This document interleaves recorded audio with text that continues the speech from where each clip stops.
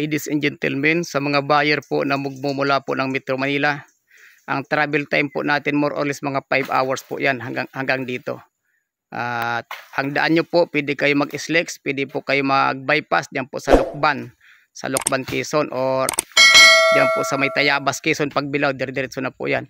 May tanim po tayong santol at may pilinat. Yan po, sa mga farm owner po, lot owner na gusto po mag-engage sa farming at wala po kang idea kung paano po ang pagtanim at anong klase magandang pananim, high value crops in demand po. Meron po kami YouTube channel, punta nyo po, Agribusiness and Plant Lover.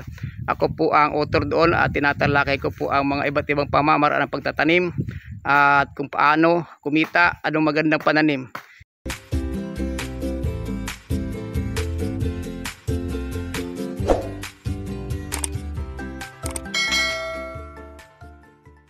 Sa inyong kaalaman, ladies and gentlemen, ang loob po ng property ay may spring water, potable water or drinking water po, kaya hindi po natin problema. Isang magandang katangian ng lupa ang mayroon pong sariling patubig, lalo po sa inumin, dahil yan po ay kung malayo, gagastos pa tayo sa pag-igib at bibili pa tayo ng tubig. Dito po ay hindi na, dahil nasa loob po mismo ng property. Ang mga nyug po natin, nag-edad pa lamang po ito ng mga hindi po lalagpas ng 10 taon, mga bata pa po.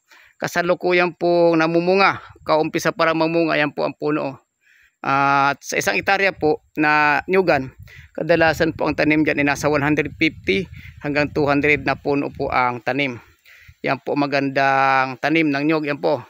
I-zoom in ko po yung nyug. Yan po ang nyug niya, no. Napakarami pong tanim.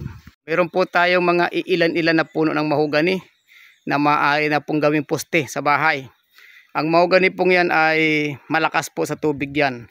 Kaya maganda pong kahoy yan dahil solid, matigas yan. Pero pagdating po sa farm, yan po ay hindi magandang pananim kasi nagiging acidic ang lupa at napakalakas po sumipsit ang tubig yan. Kaya magtanim na lamang po kayo ng ibang puno. Mas maganda kung puno yung pong agarwood, yung lapnisan. Yan ang pinakamahal na kahoy. Ang 5 years old po yan, hahalaga po yan ng mga 10 million pesos. Sa inyong kaalaman, ladies and gentlemen, ang loob po ng property ay may spring water, potable water or drinking water po, kaya hindi po natin problema. Isang magandang katangian ng lupa ang mayroon pong sariling patubig, lalo po sa inumin, dahil yan po ay kung malayo, gagastos pa tayo sa pag-igib at bibili pa tayo ng tubig. Dito po ay hindi na, dahil nasa loob po mismo ng property.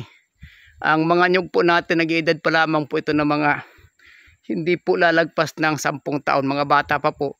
Kasalukuyan po namumunga, kaumpisa para mamunga, yan po ang puno.